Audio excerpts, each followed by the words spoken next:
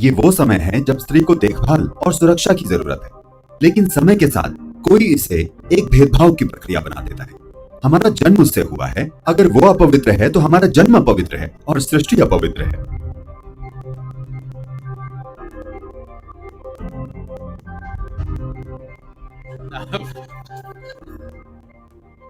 अभी अभी आपने बहुत बड़ी बात कही कि आध्यात्मिक आयाम में पूर्व धारणा है।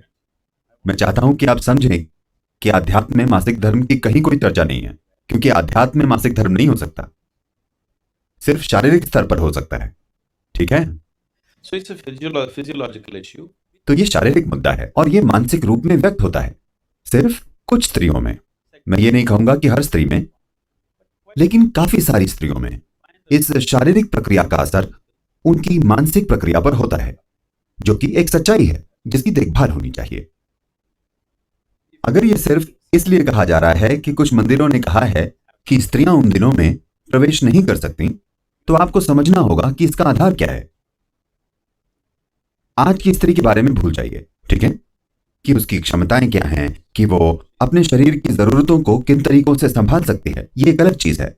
मैं चाहता हूं कि आप 1000 साल पहले देखें, स्त्रियों के पास स्वच्छता की सुविधाएं कैसी थी, वो किस तरह के काम करती थी। तो इन चीजों के मुद्दे हो सकते हैं, है ना?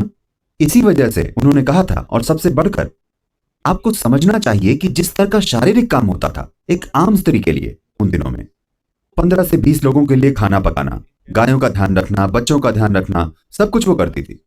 ये बहुत ज्यादा शारीरिक काम है।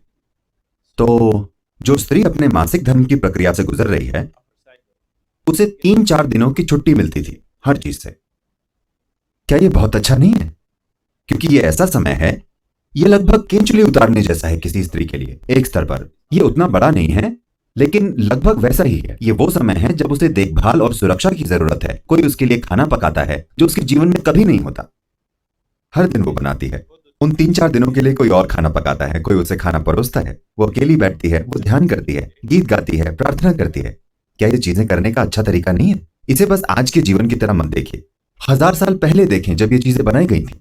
ये स्त्रियों की सुरक्षा का बहुत अच्छा तरीका था, लेकिन समय के साथ कोई इसे एक भेदभाव की प्रक्रिया बना देता है। स्त्रियों को यहां वहां नहीं जाना चाहिए। वो कुछ चीजें बस अज्ञान की वजह से हुई हैं, इसका अध्यात्म से कोई संबंध नहीं है।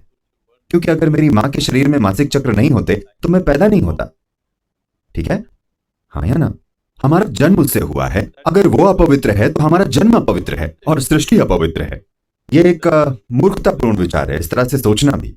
इन नियमों का आधार पवित्रता या अपवित्रता नहीं, बल्कि व्यावहारिक कारण है। आज भी मैं हजारों स्त्रियों से मिलता हूं जो उस समय काफी परेशान होती हैं, क्योंकि उन्हें तब भी काम पर जाना पड़ता है, उन्हें हर तरह के काम करने पड़ते हैं। उनमें से कई उन दिनों दवाइयां लेती हैं बस मानसिक संतुलन बनाए रखने के लिए। वे निश्चित रूप से आराम करके खुश होंगी, वे निश्चित रूप से हर काम से अलग रहकर खुश होंगी जो वे कर रही हैं।